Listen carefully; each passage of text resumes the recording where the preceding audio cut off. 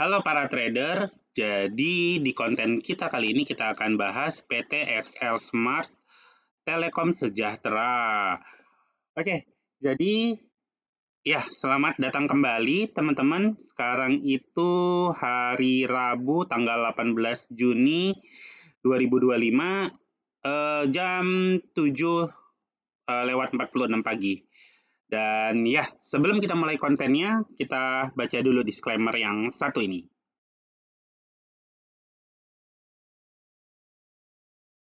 Oke, by the way teman-teman, terima kasih sudah kasih banyak masukan di konten aku sebelumnya. Dan ya, tentu saja aku akan memperbaiki semuanya. Thank you banget udah masukan. Dan ya, aku mau ngasih info bahwa ini semua itu satu kali tag aja teman-teman. Jadi nggak ada editor, nggak ada sama sekali editing. Ya ada sih editing kecil-kecil tapi nggak banyak gitu loh karena belum mau bayar editor juga karena kan subscriber masih kecil ya. Jadi mohon dibantu subscribe gitu. Dan ya kita mulai aja eh, kontennya. Dan ini adalah PT XL Smart Telekom Sejahtera teman-teman atau XL. Kita lihat dulu ya secara fundamental. Ini ada market capitalization-nya 40 triliun, 28 triliun. Sorry, 40,28 triliun. Dan ya kalian bisa lihat sendiri, ini basic EPS ini setiap orang tuh standarnya beda-beda ya.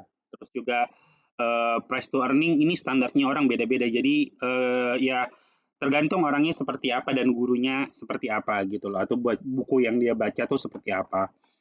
Eh, Terus ini kalau kita lihat di Indonesia ini 100% beroperasi di Indonesia, kemudian mereka ini bisnisnya itu 97% itu dari mobile communication ya dan telecommunication service network. Kemudian dia ternyata juga punya information technology service. Jadi itu XL. Kalau kita lihat dividennya seperti ini, teman-teman. Dividen itu tergantung sih berapa persentasenya tuh kalian belinya di harga berapa.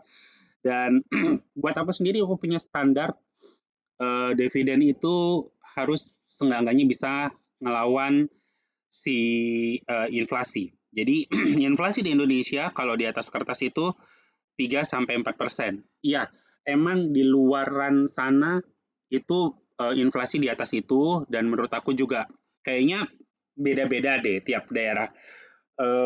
Aku nggak tahu karena itu datanya kita mesti cari dan ya kalian tahu sendiri sangat sulit untuk mendapatkan aktual data di Indonesia. Ya aku nggak mau bicara itu lebih lanjut.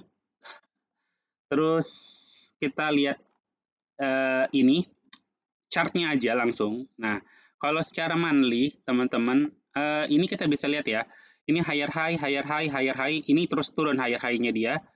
Lower low-nya juga terus turun. Walaupun di sini dia terminate, lower low, bentuk lower low baru. Dan kalau kita bisa lihat potensi grow-nya ini memang masih cukup tinggi ya.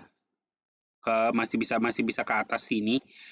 Tapi ya kita belum bisa lihat, maksudnya kita akan lihat nanti ke depannya seperti apa gitu loh. Dan kalau kita lihat weekly, nah kalau di weekly sendiri teman-teman dia adanya di middle up equilibrium ya, dia sudah ada di atas equilibrium dan ini sebenarnya posisinya kalau untuk beli nggak terlalu bagus. Kalau untuk ngejar ya, kalau dari weekly dan kalau kita masuk ke daily sendiri teman-teman.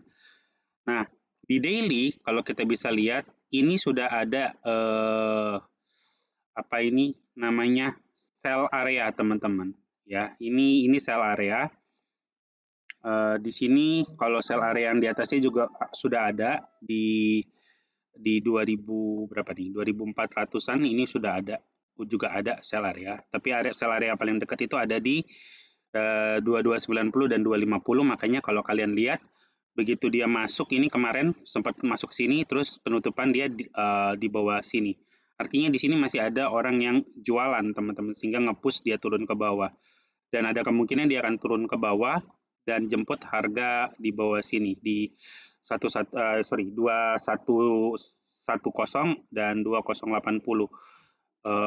Dan begini teman-teman, ini memang area buy kita yang paling dekat, dan di sini ada area buy kita yang kedua di 2000 dan 1960. Kemudian worst case-nya ada di 1830 dan 1790.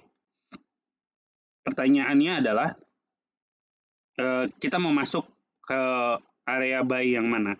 Dan ini teman-teman, kemarin tuh ada yang komplain bilang kok terserah, pakai kata-kata terserah. Maksudnya terserah tuh begini, gaya trading kalian tuh seperti apa gitu loh. Ada orang yang gaya tradingnya itu ofensif, ada yang defensif, sorry, ada yang moderat. Nah, kalian tuh gaya tradingnya seperti apa? Aku pribadi adalah orang yang gaya tradingnya moderat gitu loh. Jadi memang strategiku, aku lebih mengincar nggak terlalu di bawah tapi juga nggak terlalu di atas gitu loh. Jadi kalau ibarat main sepak bola tuh, aku lebih banyak di midfieldernya, di pemain tengah. Jadi kalau formasi yang aku suka pakai dulu waktu main Winning Eleven atau Pro Evolution Soccer itu biasanya aku cuma pakai 2 striker, terus ada 5 di tengah, dan di belakang itu 3 central back. Jadi itu aja, itu formasi andalanku. Jadi ya memang aku senangnya bermain di situ. Kalau misalnya kalian paksa ya, orang yang nih, aku pakai contoh Java, ini soalnya contoh yang paling mendekati kasusnya. Jadi kalau misalnya kalian itu seorang yang defensif, yang harusnya masuknya di bawah sini, terus kalian paksa diri kalian untuk bermain ofensif, ya ini kalau kalian lihat candle down kayak begini, itu pasti udah panik tuh. Pasti panik, malamnya pasti nggak bisa tidur. Aduh, aduh, aduh. Itu pasti. Karena dia orangnya defensif, terus kalian paksa main di ofensif. Sementara kalau misalnya kita yang bermain di tengah, di midfield, atau bermain di tengah, itu kita udah prediksi akan turun ke bawah sini. Jadi di sini nih mungkin masuknya cuma sedikit gitu. Baru di sini mungkin yang lotnya akan kita beli lebih banyak gitu loh. Jadi ya balik lagi, setiap orang punya gaya tradingnya masing-masing, setiap orang punya mentalitas yang beda-beda gitu, punya emosional yang beda-beda. Omong kosong kalau misalnya mereka tuh nggak mikirin gitu loh. Set and forget itu kalau bukan uang kalian, kalian bisa bilang set and forget. Jadi jangan kayak gitulah, nggak baik kita kayak gitu. Jadi, nah, tergantung kalian orangnya seperti apa gitu loh teman-teman. Nah, ini aku udah bikinin kalau uang kalian, let's say ya, sorry ini gua tulis 10 juta, kita bilang aja 100 juta lah ya, 100 juta lah. Ini untuk simulasiin ke kalian gimana seorang bohir sebenarnya itu. Mari kita asumsikan mereka tuh mau beli Excel 100 juta. Walaupun gue yakin belinya pasti angkanya jauh di atas ini, tapi supaya kalian punya gambaran umum aja, para bohir itu kenapa mereka itu lebih banyak bermain di tengah dibanding bermain di bawah, atau terlalu agresif. Mereka rata-rata bermain di tengah. Oke, mari kita lihat ya. Kalau misalnya mereka itu masuk di ofensif, itu keuntungan yang mereka dapat itu kalian lihat, misalnya masuk di 2110 ya, 2110 masuk ke arah sini ya. Nih, mereka begitu masuk, mereka langsung beli banyak, harga pasti akan naik, tapi potensi keuntungan mereka maksimal itu cuma di 9 juta plus dividen. Oke. Sementara kalau mereka misalnya nunggu sabar, mereka masuk di 1980, artinya di wilayah sini ya, di wilayah ini, potensi keuntungannya mereka itu naik 16%, bahkan potensi keuntungan mereka dengan dividen itu naik 16%, 16 juta 506.000, dan keuntungan mereka aja itu bisa double gitu loh teman-teman. Keuntungan tanpa dividen aja itu bisa 14 juta dengan nilai dengan posisi jual di 2270, sama tuh posisi jualnya. Sama-sama di 22 di berapa? 2270. Dan jumlah lotnya mereka juga ini lumayan banyak ya bedanya.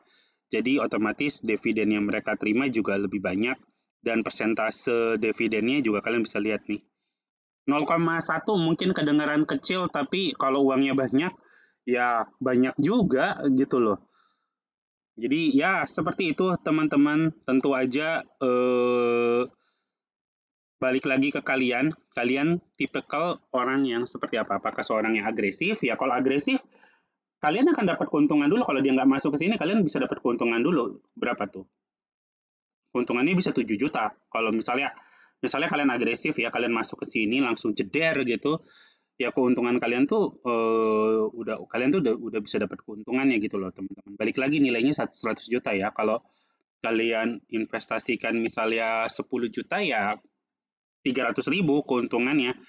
Karena kan jumlah lotnya beda ya. Yang tadi itu ada 470-an kalau nggak salah. Ini cuma 45. Jadi ya seperti itu teman-teman.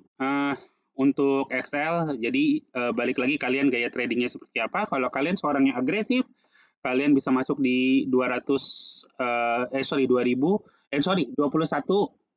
atau di 2080. Ini kalau buat orang-orang yang pemberani. Sayangnya saya bukan seorang yang sangat-sangat berani. Mungkin di sini aku akan masuk ya seperti formasi aku kalau eh, dua, dua akan ada 20% di sini, kemudian 50% di sini, dan kemudian nanti di bawah 30% kalau misalnya dia just in case dia jatuh. Jadi itu gaya trading aku, tergantung kalian gaya tradingnya seperti apa. Apakah kalian seorang yang agresif atau seorang yang defensif atau seperti saya yang lebih ke moderat gitu loh. Oke, jadi ya itu aja. Thank you yang udah nonton. Sampai ketemu di konten-konten kita berikutnya. Kasih masukan juga, aku akan terus mencoba untuk memperbaiki konten-konten aku dan materinya. Semoga ini bisa membantu kalian dan ya, jangan lupa di subscribe. Sekali lagi terima kasih dan bye-bye.